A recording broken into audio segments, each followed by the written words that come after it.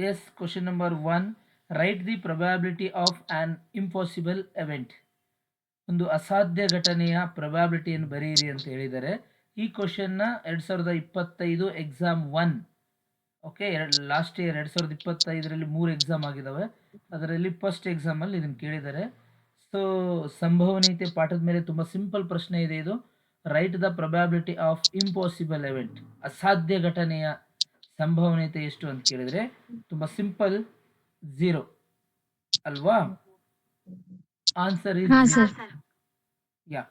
Next exam 2 ಅಲ್ಲಿ ಪ್ರೊಬ್ಯಾಬಿಲಿಟಿಯಲ್ಲಿ ಮತ್ತೊಂದು ಪ್ರಶ್ನೆ ಕೇಳಿದ್ದಾರೆ.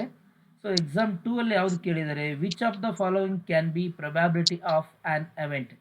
ಕೊಟ್ಟಿರ್ತಕ್ಕಂಥ 4 ಆಯ್ಕೆಗಳಲ್ಲಿ ಯಾವುದು ಪ್ರೊಬ್ಯಾಬಿಲಿಟಿ ಸಂಭವನೀಯತೆ ಆಗಿರ್ಬೋದು? Option A 1/5, option B 1.5, option C 5/2, option D -5. We know very well negative number cannot be probability of an event. Okay, negative number ಆಗಿರಲ್ಲ, ಹಾಗಾಗಿ ಡಿ ಅಲ್ಲ. ಸೊ 1.5 ಡೆಸಿಮಲ್ ಅಲ್ಲಿ ಬಂದಿದೆ. ಸೊ ಒಂದಕ್ಕಿಂತ ಜಾಸ್ತಿ ಇದೆ. Probability of an event is lies between 0 to 1, 0 ಇಂದ 1 ಒಳಗಿರಬೇಕು. So ಹಾಗಾಗಿ 1.5 ಆಗಲ್ಲ. ನೆಕ್ಸ್ಟ್ ಸಿ 5/2 ಅಂತಂದರೆ 2.5 ಬರುತ್ತೆ, 2.5. ಸೊ ಇದು ಸಹ ಪ್ರೊಬ್ಯಾಬಿಲಿಟಿ ಆಗಲ್ಲ.